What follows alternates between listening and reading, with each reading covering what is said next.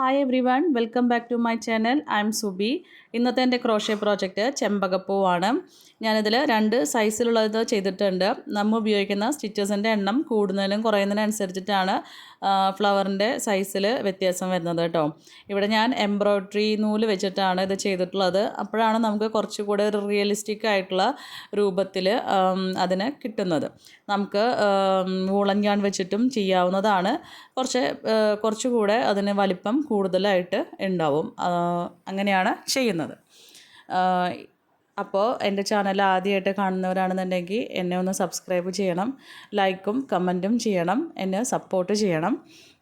അപ്പോൾ നമുക്കിനി വീഡിയോയിലോട്ട് കടക്കാം. അപ്പോൾ ഇതാണ് എംബ്രോയ്ഡറി നൂലെന്ന് പറയുന്നത് കേട്ടോ. വളരെ തിന്നായിരിക്കും.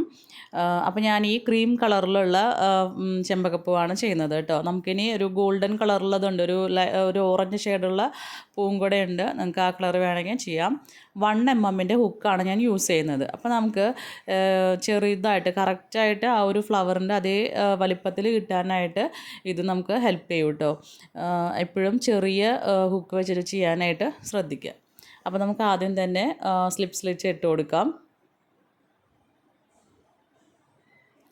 അതിനുശേഷം നമുക്കൊരു 20 ചെയിൻ സ്റ്റിച്ച് ചെയ്ത് കൊടുക്കാം.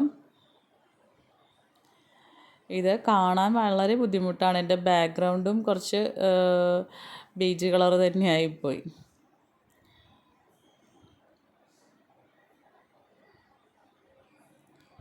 20 ചെയിൻ സ്റ്റിച്ചസാണ് ആവശ്യമുള്ളത് കേട്ടോ. ഇത് ബിഗിനർ ഫ്രണ്ട്ലി ആണ്. നമുക്ക് ഈസി ആയിട്ട് ചെയ്യാൻ പറ്റുന്ന ഐറ്റമാണ് കേട്ടോ. 20 ചെയിൻ സ്റ്റിച്ച് ആയിട്ടുണ്ട്.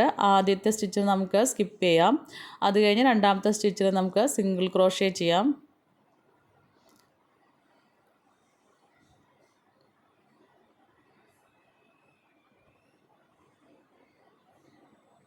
രണ്ടാമത്തെ സ്റ്റിച്ചിൽ single crochet. Next half double crochet.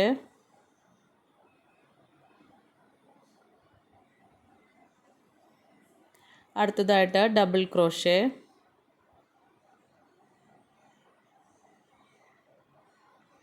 ഇനി വരുന്ന 5 സ്റ്റിച്ചസിലായിട്ട് നമുക്ക് ട്രിപ്പിൾ ക്രോഷ്യ ചെയ്യാം. അതായിട്ട് നമുക്ക് യാണിനെ ഹുക്കിൽ 2 തവണ ചുറ്റി കൊടുക്കാം. അങ്ങനെയാണ് നമുക്ക് ട്രിപ്പിൾ ക്രോഷ്യ ചെയ്യുന്നത് കേട്ടോ. 5 തവണയാണ് നമുക്കിനി ട്രിപ്പിൾ ക്രോഷ്യ ചെയ്യാനുള്ളത്. 1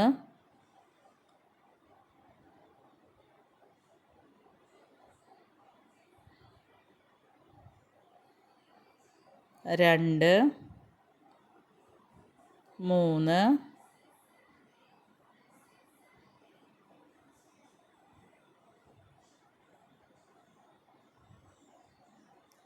4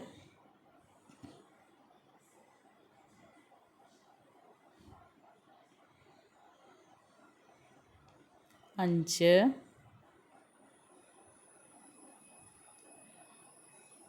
ഇപ്പോൾ 5 ട്രിപ്പിൾ ക്രോഷ്യ ആയിട്ടുണ്ട്. ഇനി അടുത്തതായിട്ട് നമുക്ക് ഡബിൾ ക്രോഷ്യ ചെയ്യാം. 3 ഡബിൾ ക്രോഷ്യയാണ് നമുക്ക് വേണ്ടത് കേട്ടോ.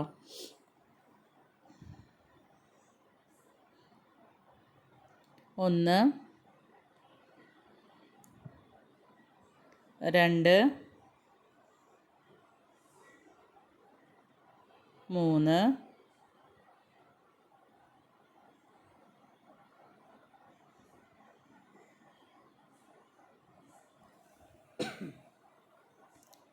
ഇനി ഹാഫ് ഡബിൾ ക്രോഷ്യ. എല്ലാ സ്റ്റിച്ചസും നിങ്ങൾക്ക് അറിയാവുന്നതാണ്. ഇതെല്ലാം ബേസിക് ആയിട്ടുള്ള സ്റ്റിച്ചസാണ് കേട്ടോ. അപ്പോൾ ഈസി ആയിട്ട് ബിഗിനർ ഫ്രണ്ട്ലി ആയിട്ട് ചെയ്യാൻ പറ്റുന്ന സംഭവമാണ്. ഇനി സിംഗിൾ ക്രോഷ്യ ചെയ്യാം. ഇനി നമുക്ക് 3 തവണ സ്ലിപ്പ് സ്ലിച്ച് ഇട്ട് കൊടുക്കാം. 1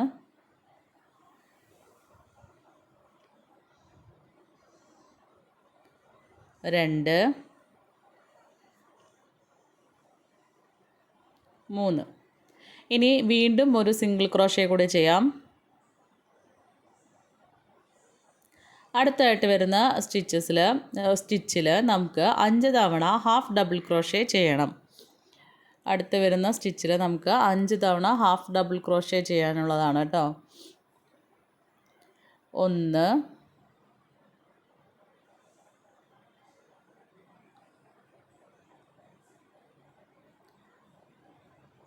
ഈ നൂലിന് നമ്മുടെ യാണിൻ്റെ മാതിരി വഴക്കം കുറച്ച് കുറവായിരിക്കും. അതുകൊണ്ടാണ് ഇടയ്ക്കിടയ്ക്ക് ആ നൂലതിനുള്ളിൽ നിന്ന് പോരുന്നത് കേട്ടോ. കുറച്ച് സ്ട്രെയിറ്റ് ആയിട്ട് നിൽക്കുന്ന നൂലാണിത്, അതുകൊണ്ടാണ്. 3 തവണ കഴിഞ്ഞാൽ 4ാമത്തെ ചെയ്യുന്ന സമയത്ത് നമുക്ക് ആ ഒരു ടെയിൽ അവിടെ നിൽക്കുന്നുണ്ടല്ലോ, ആ ടെയിലിനെ ബാക്കിലോട്ട് വെച്ച് പിടിച്ചിട്ട് നമുക്ക് ചെയ്യാം.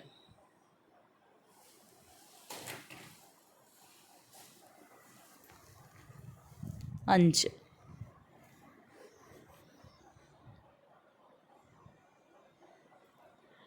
ഇനി അവിടെ നിന്ന് മുതൽ ഏറ്റവും അറ്റം വരെയായിട്ട് നമുക്ക് എല്ലാ സ്റ്റിച്ചസിനകത്തും ഓരോ സിംഗിൾ ക്രോഷ്യ വീതം ചെയ്ത് കൊടുക്കാം കേട്ടോ. ഇനി അവിടെ ചേഞ്ചസ് ഒന്നുമില്ല, എല്ലാ സ്റ്റിച്ചിനും നമുക്ക് സിംഗിൾ ക്രോഷ്യയാണ് ചെയ്യുന്നത്.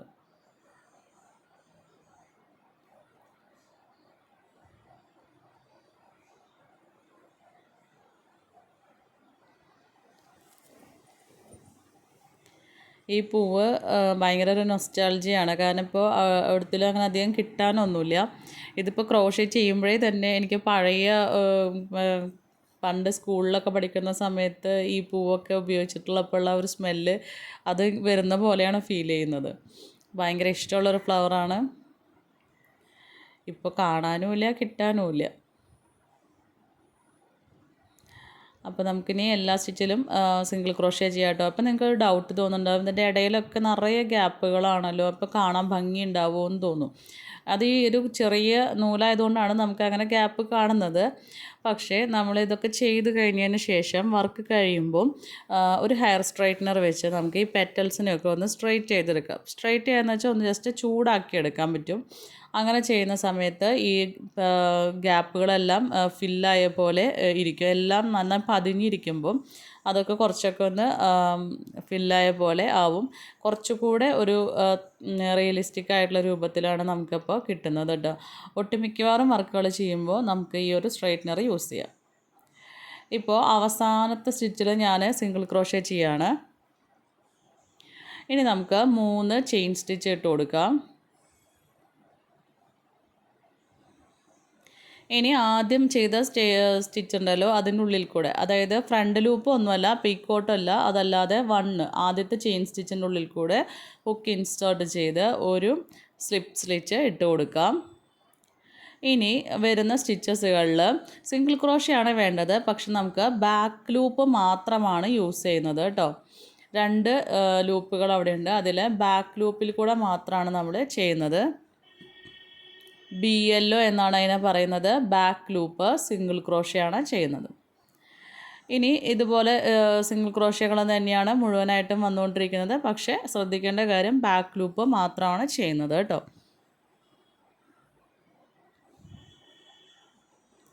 അങ്ങറ്റം വരേക്ക് നമുക്ക് ബാക്ക് ലൂപ്പ് സിംഗിൾ ക്രോഷ്യകൾ ചെയ്ത് കൊടുക്കാം.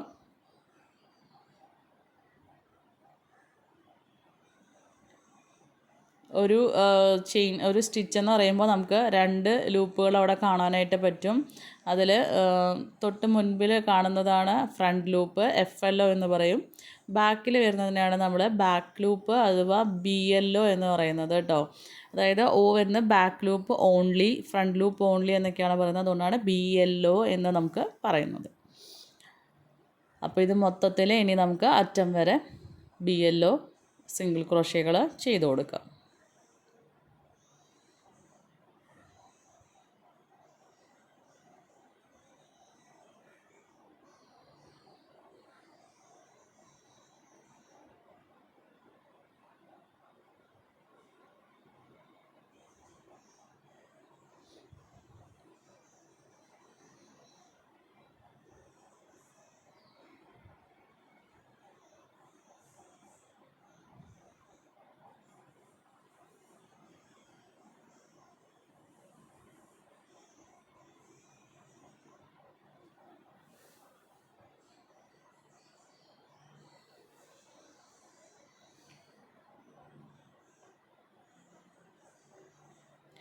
ഇവിടേക്ക് എത്തുമ്പോൾ നമുക്ക് സ്റ്റിച്ചസ് വളരെ ചെറുതായിട്ട് വരും കേട്ടോ. കാരണം നമ്മളവിടെ സ്ലിപ്പ് സ്റ്റിച്ചുകൾ ഇട്ട് കൊടുത്തേക്കുന്ന സ്പേസിലേക്കാണ് എത്തുന്നത്. അപ്പോൾ കുറച്ചുകൂടി അടുത്തടുത്ത് ചെയ്യുന്നത് പോലെ വരും. ബാക്കിയുള്ളതൊക്കെ ചെയ്യുമ്പോൾ കുറച്ച് വലുതായിട്ട് തോന്നും നമുക്ക് കേട്ടോ. ഇവിടെ സ്ലിപ്പ് സ്റ്റിച്ച് ആയതുകൊണ്ടാണ് കുറച്ചും കൂടെ അടുത്ത് തോന്നുന്നത്. ഇനി നമ്മൾ ഒരു 5 ഹാഫ് ഡബിൾ ക്രോഷ് ചെയ്തില്ലേ, അതിൻ്റെ സ്റ്റിച്ചസാണ് വരുന്നത്. അതിൽ നമുക്ക് ആദ്യത്തെ 2 എണ്ണത്തിൽ കൂടെ നമ്മളിപ്പോൾ ചെയ്തു കേട്ടോ. ഇനി നടുവിൽ വരുന്നതാണ്, മൂന്നാമത്തെ നടുവിൽ വരുന്നുണ്ട്. അതിൻ്റെ 2 ലൂപ്പിൽ കൂടെ നമുക്ക് ഹുക്കിനെ ഇൻസേർട്ട് ചെയ്തെടുക്കാം. ബാക്ക് ലൂപ്പ് ഒന്നുമല്ല, 2ൽ കൂടെ ഒന്നിച്ചെടുത്ത് ഒരു സ്ലിപ്പ് സ്റ്റിച്ച് ഇട്ട് കൊടുക്കുക കേട്ടോ.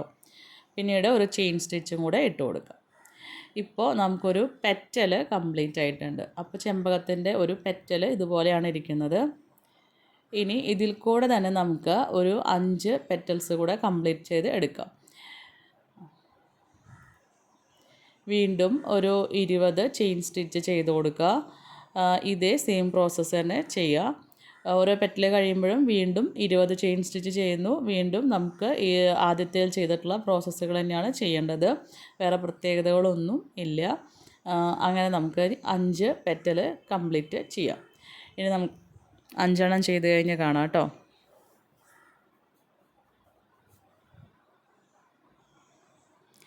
നോക്കി 20 ചെയിൻ സ്റ്റിച്ച് ചെയ്യുമ്പം നമുക്ക് ആദ്യത്തെ പെറ്റലിൻ്റെ സെയിം സൈസ് തന്നെയാണ് കിട്ടുന്നത് കേട്ടോ. ആദ്യത്തേന് നമ്മൾ 20 തന്നെയാണ് ചെയ്തത്. അതുകൊണ്ട് തന്നെ നമുക്കിനി എല്ലാത്തിനും 20 തന്നെയാണ് ചെയ്യുന്നത്. പിന്നെ എല്ലാതും നമുക്ക് ഒരേ വലിപ്പത്തിലല്ല അത് ഇരിക്കുക. ചുറ്റിയെടുക്കുമ്പോൾ ഒന്നിങ്ങനെ പിരിഞ്ഞിരിക്കുന്ന പോലെയാണ് ഇരിക്കാറ് കേട്ടോ. അതുകൊണ്ടാണ് നമ്മൾ 20 തന്നെ എല്ലാതും ചെയ്യുന്നത്. ഇനി ലാസ്റ്റ് 5 പെറ്റൽ ചെയ്ത് കഴിഞ്ഞിട്ടുണ്ട്. നമുക്ക് ഈ യാണിനെ കട്ട് ചെയ്യാം. ഹുക്കിനെ ഊരിയെടുക്കുന്നു, ഒന്ന് ടൈറ്റ് ചെയ്ത് വെക്കുക. ഇനി നമുക്ക് ഇതുപോലെ 5 പെറ്റൽ നമുക്ക് കംപ്ലീറ്റ് ആയിട്ട് കിട്ടും. നിറയെ ഗ്യാപ്പുകളാണ് നമ്മൾ കാണുന്നത്. പക്ഷേ അതിന് കുഴപ്പമൊന്നുമില്ല. സ്ട്രെയിറ്റ് ചെയ്ത് കഴിഞ്ഞാൽ എല്ലാം ഓക്കെ ആയിട്ട് വരും കേട്ടോ.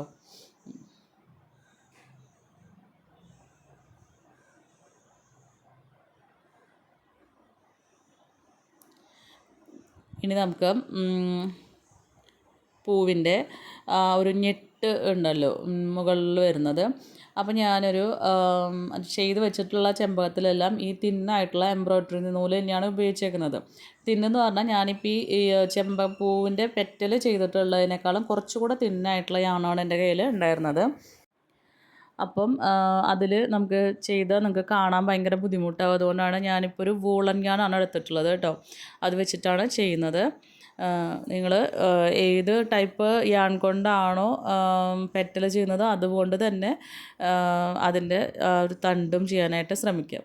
അപ്പോൾ നമുക്ക് യാൺ കട്ട് ചെയ്ത ഒരു ഭാഗം ഉണ്ടല്ലോ, അവിടെ നിന്ന് തന്നെ നമുക്ക് വീണ്ടും ഹുക്കിനെ ഒന്ന് ഇൻസേർട്ട് ചെയ്ത് അവിടെ ഒരു കളർ ചേഞ്ച് ചെയ്യാം. ഈ ഗ്രീൻ കളർ നമുക്ക് അവിടെ ഒന്ന് ആഡ് ചെയ്യാം കേട്ടോ.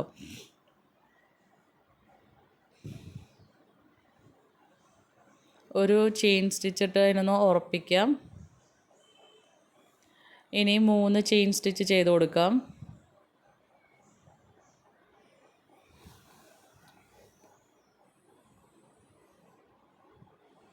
ഇനി സെയിം സ്റ്റിച്ചിൽ തന്നെ നമുക്കൊരു ട്രിപ്പിൾ ക്രോഷേ ചെയ്യാം.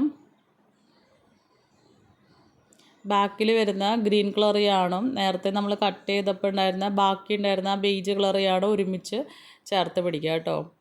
നെക്സ്റ്റ് സ്റ്റിച്ചിൽ, അതായത് നടുവിലൊരു സ്റ്റിച്ചുണ്ട്, അതിനകത്ത് കൂടെ ഒരു ട്രിപ്പിൾ ക്രോഷേ.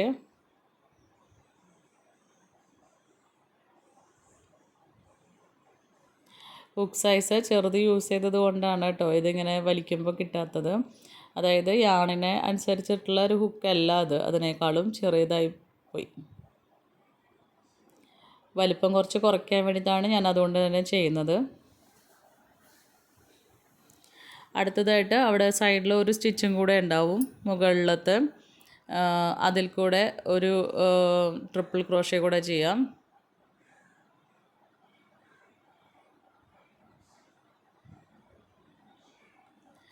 ഇനി 2 പെറ്റലിൻ്റെ ഇടയിലായിട്ട് നമുക്കൊരു ഗ്യാപ്പ് ഉണ്ട്. അതായത് ഒരു ചെയിൻ സ്റ്റിച്ച് ഇട്ടിട്ടുള്ളൊരു ഗ്യാപ്പ് ഉണ്ട്.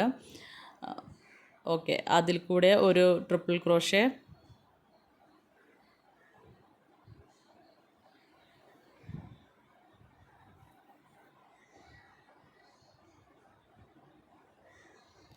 നെക്സ്റ്റ് പെറ്റലിലും നമുക്കൊരു 2 സ്റ്റിച്ചിൽ, ആദ്യത്തെ 2 സ്റ്റിച്ചിൽ നമുക്ക് ട്രിപ്പിൾ ക്രോഷ്യ ചെയ്യാം.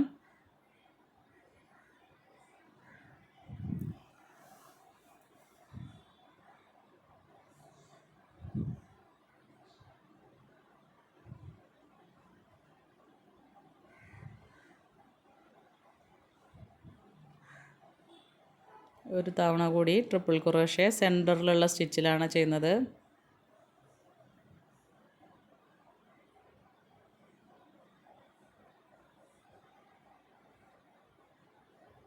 ഇനി നമുക്ക് 3 ചെയിൻ സ്റ്റിച്ച് ചെയ്യാം.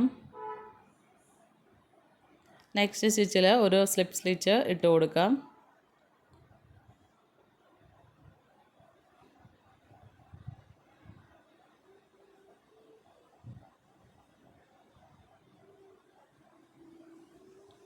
ഒരു ചെയിൻ സ്റ്റിച്ചും കൂടെ ചെയ്തതിന് ശേഷം യാണിനെ കട്ട് ചെയ്യാം.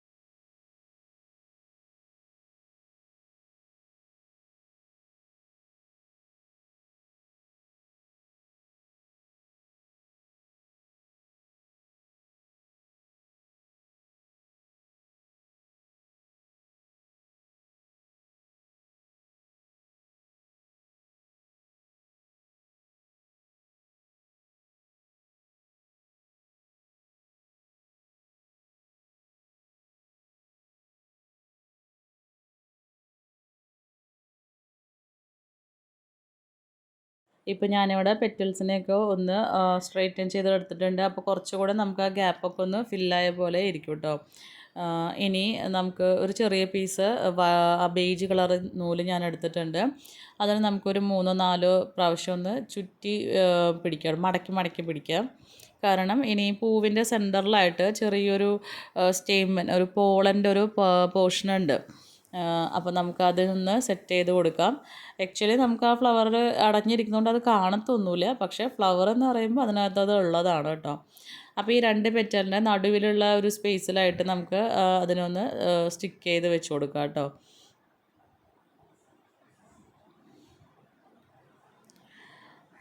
ഇത്രയും നീളമൊന്നും അതിനില്ല. ഞാനത് ഒട്ടിക്കാനുള്ള സൗകര്യത്തിന് അങ്ങനെ പിടിച്ചെന്ന് മാത്രമേ ഉള്ളൂ കേട്ടോ. അത് ഒട്ടിച്ച് വെച്ച് കൊടുക്കുക. അത് കഴിഞ്ഞിട്ട് നമുക്ക് ഏകദേശം ഒരു സൈസ് കണക്കാക്കിയിട്ട് അതിനെ കട്ട് ചെയ്ത് കളയാം കേട്ടോ. ബാക്കിയുള്ള ഭാഗം കട്ട് ചെയ്ത് മാറ്റാം. ഇത്രയും നീളമൊന്നും ഇല്ല, അതിൻ്റെ ഒരു ഹാഫിൽ വെച്ച് നമുക്ക് കട്ട് ചെയ്യാം. വളരെ ചെറിയൊരു പോർഷനാണ് ഏറ്റവും നടുവിലായിട്ട് ഉണ്ടാവാറുള്ളത്. ഇത്രയും പോകുന്നൊരു ചെറിയ സംഭവമാണ് ഉള്ളത്. ഇനി നമുക്ക് പെറ്റൽസിനെ ഒന്ന് മടക്കി മടക്കി സ്റ്റിക്ക് ചെയ്ത് വെച്ച് കൊടുക്കാം കേട്ടോ.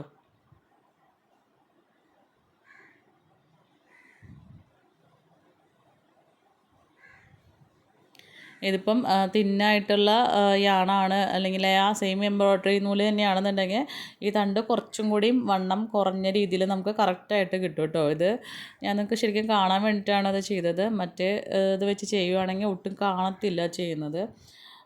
ഓക്കെ. ഇനി ബാക്കിയുള്ള പെറ്റൽസ് കൂടെ ഇതുപോലെ നമുക്കൊന്ന് മടക്കിയെടുത്ത് സ്റ്റിക്ക് ചെയ്ത് വയ്ക്കാം.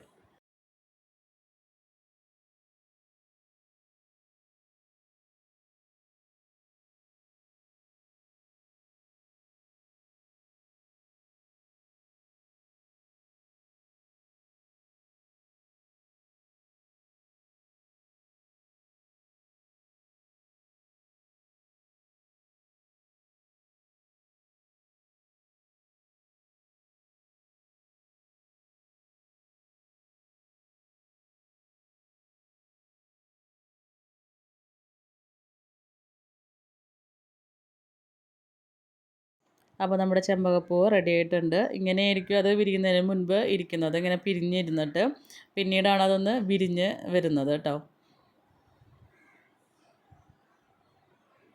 അപ്പോൾ നമുക്കിത് എങ്ങനെ വേണമെങ്കിലും യൂസ് ചെയ്യാം. ഇത് ഹെയർ ക്ലിപ്പായിട്ട് യൂസ് ചെയ്യുകയാണെന്നുണ്ടെങ്കിൽ നമുക്ക് ഏതെങ്കിലും ക്ലിപ്പിൽ ഇതിനൊന്ന് അറ്റാച്ച് ചെയ്ത് കഴിഞ്ഞാൽ ഹെയർ ക്ലിപ്പായിട്ട് യൂസ് ചെയ്യാം. അല്ലെങ്കിൽ ഏതെങ്കിലും ബണ്ണിലൊക്കെ നമുക്ക് ഒട്ടിച്ചു കൊടുത്തു കഴിഞ്ഞാൽ തലയിൽ ഹെയർ ആക്സസറി ആയിട്ട് യൂസ് ചെയ്യാം. ഇതല്ലാന്നുണ്ടെങ്കിൽ ഇതുപോലെ ഒരുപാടെണ്ണം ഉണ്ടാക്കി നമുക്ക് മാലയായിട്ട് ഉപയോഗിക്കാം.